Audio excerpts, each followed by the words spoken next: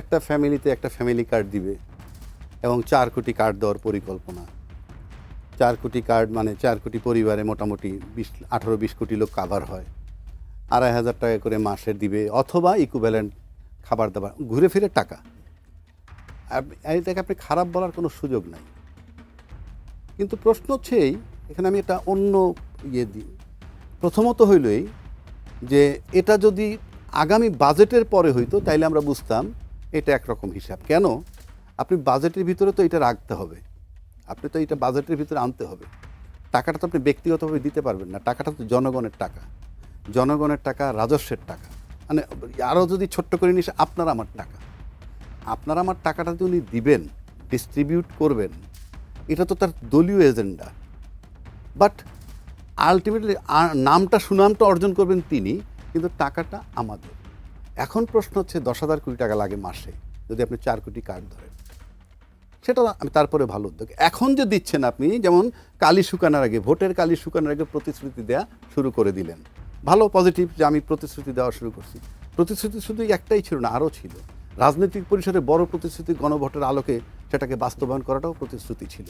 গণভোটে ভোট দিতে বলছিলেন, সেগুলোর লক্ষণ আমরা সিমটম পাচ্ছি না।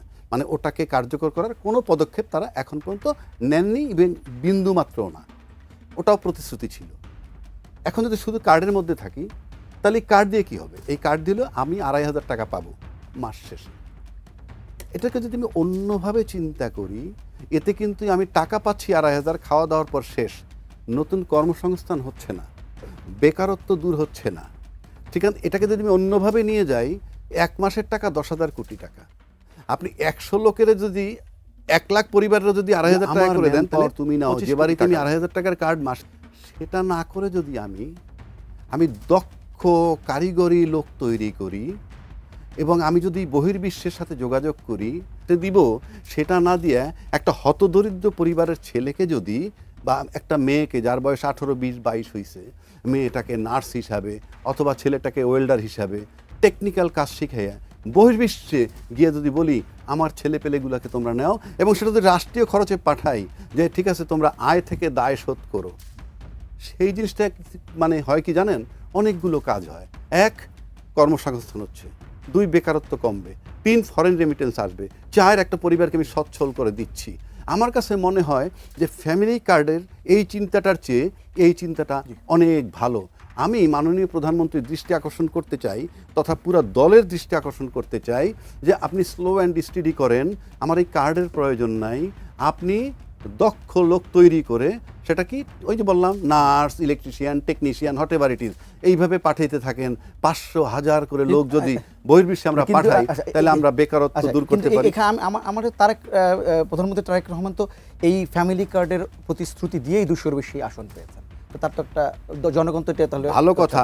এটা যদি বলেন যে ফ্যামিলি কার্ডের প্রতিশ্রুতি দিয়ে উনি ভোট পাইছেন, পাশাপাশি কিন্তু এটাও বলেছেন যে গণভোটে হাতে ভোট দিবেন, তারপর তো হাও জয়যুক্ত হয়েছে।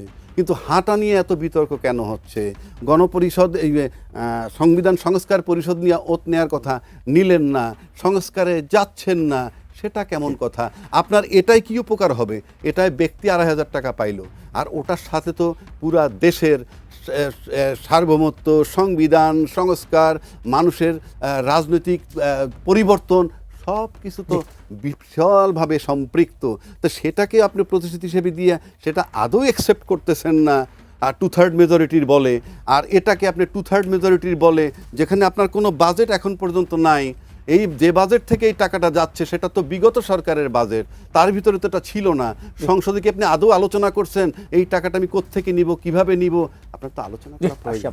আপনি যদি সংসদের দিকে আপনি তাকান, সংসদে আমরা এই যেমন এই যে মাহবুব আজিজ আশা করতেছে সংসদটা প্রাণবন্ত হবে, মানে কিভাবে? সংসদে তো বিষয়গুলো উপস্থাপন হতে হবে। যেমন ধরেন আপনি যদি বলেন যে বললো প্রশাসক নিয়োগ দিছে, আপনি প্রশাসক নিয়োগ দিতে পারেন, যদি নির্বাচন না হওয়া পর্যন্ত প্রশাসক নিয়োগ দিতে পারেন। কিন্তু আমরা ট্রেডিশনালি কি দেখছি? ট্রেডিশনালি দেখছি এই সমস্ত ক্ষেত্রে আমলাকে প্রশাসক হিসাবে নিয়োগ দেয়। এবং এখন যদি কেউ বলে যে আমলা আমার নিয়ন্ত্রণে থাকবে না, আমার দলীয় লোক দিলে থাকবে, কেন থাকবে না?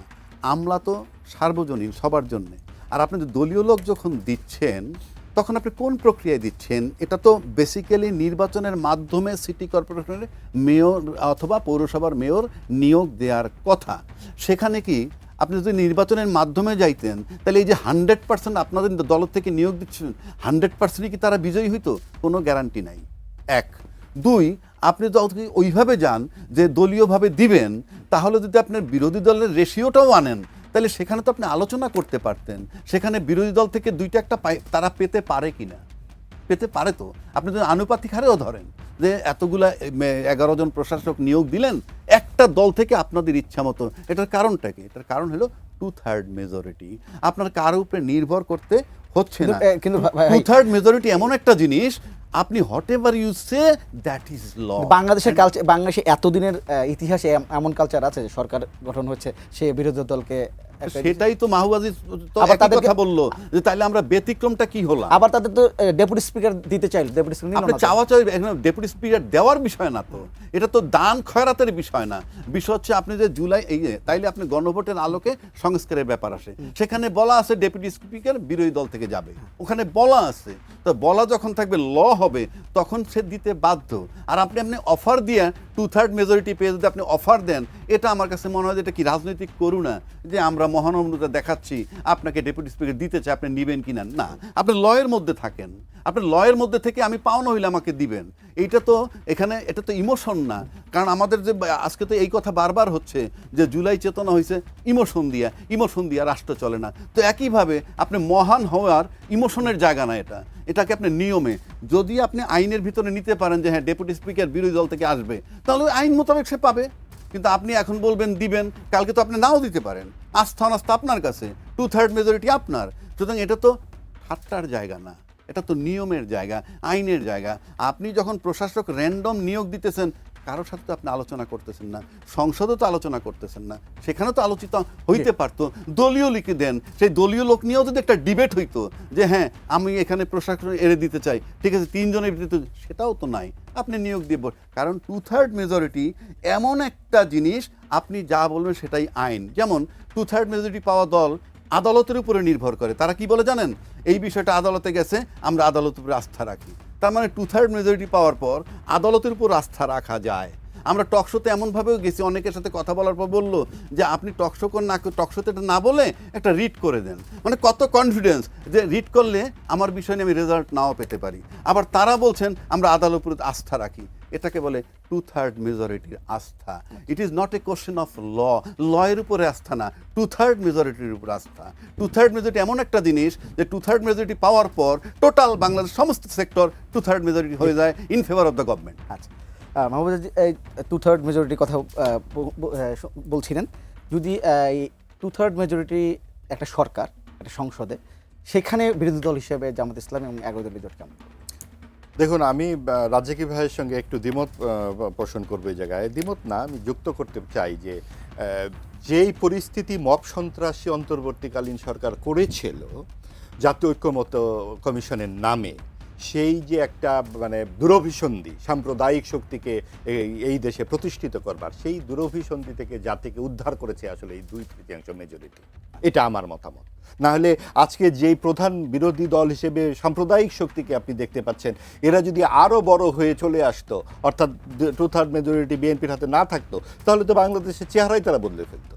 এবং তারা যেভাবে মেয়েদের কর্মঘণ্টা 5 ঘন্টার কথা বলেছিল, তারা নারীকে শীর্ষস্থানে দেবে না বলেছিল, তারা নারী সংস্কার কমিশনের বিরুদ্ধে যেভাবে সোহরাওয়ার্দী উদ্যানের মাঠে আমরা হিংস্র কথাবার্তা, অশালীন কথাবার্তা শুনেছি, এগুলো যদি তারা সংসদে বলতে শুরু করতো, কি অবস্থাটা দাঁড়াতো হয়তো আমরা তাও দেখতে পারবো আগামীতে। কাজেই আমি মনে করি বাংলাদেশের স্থিতিশীলতার জন্য, বাংলাদেশের যে পরম্পরা, 71-এর মুক্তিযুদ্ধের পরম্পরা অব্যাহত রাখবার জন্য এই 2/3 মেজরিটি খুব প্রয়োজনীয়।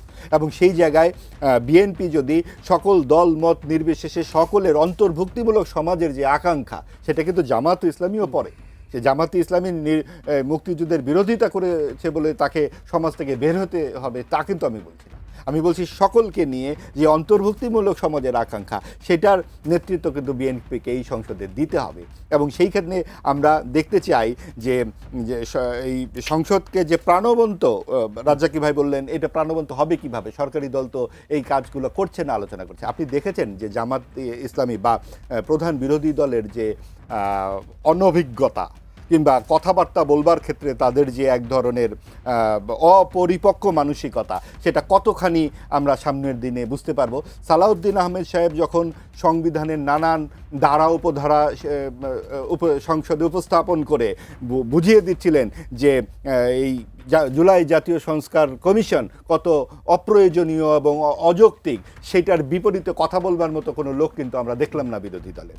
কাজেই সংসদ তখনই প্রাণবন্ত হবে যখন যেই বিষয়ে অভিজ্ঞ সে সেই জায়গাটি পাবে। আমরা এবার পেয়েছি একদল বিরোধী দলের কর্মী যারা আসলে ঠিক রাজনীতির মাঠে কতখানি সক্রিয় আমরা জানতাম না।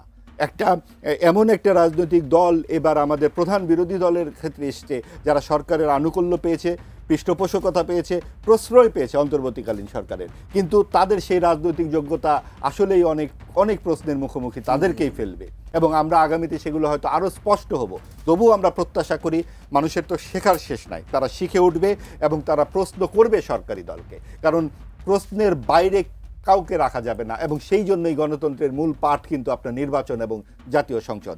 আমরা আগামীতে যেটা দেখতে চাই যে জুলাই সংস্কার কমিশন নিয়ে বিএনপি যেভাবে কথা বলছে সেইটার উত্তর যাতে বিরোধী দলের পক্ষ থেকে দেওয়া হয়। সেখানে কিন্তু আবেগ বা বললে হবে অমুক মারা গেছে, তমুক আহত, তমুকের চোখ নাই, তমুকের এই চোখ নাই, আহত, নিহত, এই শব্দ কিন্তু আমরা ৭১ সাল থেকে এই পর্যন্ত প্রত্যেকটা আন্দোলন সংগ্রামে মানুষ মারা গেছে। 15ই আগস্ট 1975 সালে মানুষ মারা গেছে এবং খুবই দুঃখজনকভাবে মারা গেছে। প্রত্যেকটা মৃত্যুই দুঃখজনক, কিন্তু আপনাকে আইনি কাঠামোর মধ্যে তো থাকতে হবে। আপনি যেই গণভোট এখানে হয়েছে এটা তো গণতামাশা হয়েছে। সেখানে যেই ভোটের কথা বলা হচ্ছে যে 70% ভোট, 70% ভোট কী করে গণভোটে হলো? আপনার তো যেই হিসাবে আপনি দেখুন 3 কোটি লোক না ভোট দিয়েছে এবং 6 কোটি লোক ভোট দেয়নি। এই 6 কোটি ভোট যদি আমরা বলি যে তারা আসলে ভোট দিতে যায়নি কারণ তারা এই গণভোটের উপর আস্থাই রাখেনি, তাহলে তো আপনার 9 কোটি লোকই তো ভোটই দেয়নি হ্যাঁ ভোটের পক্ষে।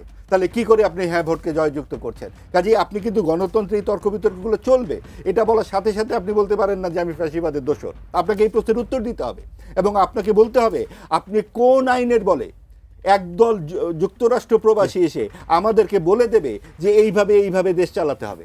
দেশ চালাতে হবে আমাদের মতো করেই, এবং সেখানে আওয়ামী লীগ ও বিএনপি এই দুটো বড় দলকে শিকল দিয়ে বেঁধে রাখার জন্য জুলাই সংস্কার নানান রকম কায়দাকানুন করবার চেষ্টা করা হয়েছে। আমাদের সংশোধিত যথেষ্ট এখানে বিল পাস করার জন্য, সেখানে আবার সংস্কার কমিশন কেন লাগে? এই বিষয়ে দুটো ভাগ করেছেন। এখানে শেখ হাসিনার গুলিতে কয়জন মারা গেছেন, ইউনূস সাহেবের গুলিতে কয়জন মারা গেছেন, সরাসরি এই বিষয়গুলো উনি আনছেন। এবং আমরা এটা বরাবরই জুলাই অভ্যুত্থানের পরে যখন নতুন সরকার গঠনের, সেখানে ইউনূস সাহেব মেটিকুলাসের ডিজাইনের বহু কথা আসছে। ইভেন ছাত্রলীগের মধ্যে ছাত্র শিবির গুপ্ত ছিল, এই কথাগুলো আসছে, নানান বিষয় আসছে। তো ফাইনালি উনি যে জায়গাটায় গেল সেটা হলো যে মারা গেছে এগুলো সত্য, সেখানে ছাত্র মারা গেছে, ছাত্র জনতা সাধারণ লোক মারা গেছে, ইভেন পুলিশও মারা গেছে। তার মানে আলটিমেটলি এখানে গুলি ব্যবহার হয়েছে। গুলি হাসিনা কয়টা মারছে, ইউনূস কয়টা মারছে, এটা হলো ওনার প্রশ্ন। একদম প্লেন জবাব যদি এই ব্যক্তি হাসিনা, ব্যক্তি ইউনূস, কেউ একটা গুলিও মারেননি। ব্যক্তি হাসিনা, ব্যক্তি ইউনূস, কেউ একটা গুলিও মারেননি। তারপর আসতে পারে যদি হুকুমের ব্যাপার, সেটা অন্য আসপেক্ট। এখন প্রশ্ন হচ্ছে যে সাখাওয়াত সাহেব কিন্তু এই উপদেষ্টা যখন হওয়ার পর, স্বরাষ্ট্র উপদেষ্টা হওয়ার পর উনি কিন্তু একসময় বলেছিলেন, বোধহয় উপদেষ্টা হওয়ার কয়দিন পর, 2-3 দিনের মাথায় উনি বলেছিলেন যে গুলিগুলো ব্যবহার হচ্ছে এই গুলিগুলো পুলিশ ব্যবহার করে না। আচ্ছা, যাই হোক, তার 2 দিন পরেই উনি ওনার স্বরাষ্ট্রমন্ত্রিত্ব চলে গেল। এখন ওটার জন্য গেছে কিনা সে তর্ক আমি করছি না, বাট চলে গেল আলটিমেটলি। তাহলে এখন যে বিষয়টা আমাদের সামনে উপস্থিত সেটা হইল, আজকের যারা সরকার তারা কিন্তু সেদিন বলেছিলেন যে বিচার একটা চলমান প্রক্রিয়া এবং সময়ের ব্যাপার, এবং এই বিচার অব্যাহত থাকবে, কিন্তু নির্বাচন হয়ে যাক, এই ধরনের নির্বাচনের দাবি ছিল। আমি কোনোটাকে অযৌক্তিক মনে করছি না, কিন্তু যেহেতু নির্বাচিত একটা সরকার চলে আসছে অলরেডি, সুতরাং তাদের এখন নৈতিক দায়িত্ব এই বিষয়ের উপরে অ্যাকশনে যাওয়ার। অর্থাৎ মারা গেছে ছাত্র জনতা, এটা সত্য, মারা গেছে পুলিশ, এটা সত্য, এবং অভ্যুত্থানের সময় অভ্যুত্থানের সরকার পলাতক, এবং সেখানে এই যে হত্যাগুলো হয়েছে সেটার বিচার করা খুবই জরুরি। এবং এই বিচার করতে গেলে সরকার একটা প্রতিশ্রুতিবদ্ধ। উনি এই বিষয়ে আমি মনে করি এই ফয়সাল সাহেবের প্রশ্নটা ধরে তাদের এ ব্যাপারে পদক্ষেপ নেওয়া দরকার এবং বিচার করে তারা কনফার্ম করবে আদালতের মাধ্যমে, হ্যাঁ, যে কে গুলি করেছে, কে হুকুম দিয়েছে, কার গুলিতে মারা গেছে। অবশ্যই এর বিচার করাটা খুবই জরুরি এবং তার প্রশ্নটাও আমি ওই হিসাবে যৌক্তিক। কিন্তু উনি ইউনূস আর হাসিনা বলতে যেটা মিন করছেন, সে এই দুইজনের কেউই গুলি মারেনি। আপনি কি কোনো মন্তব্য করবেন?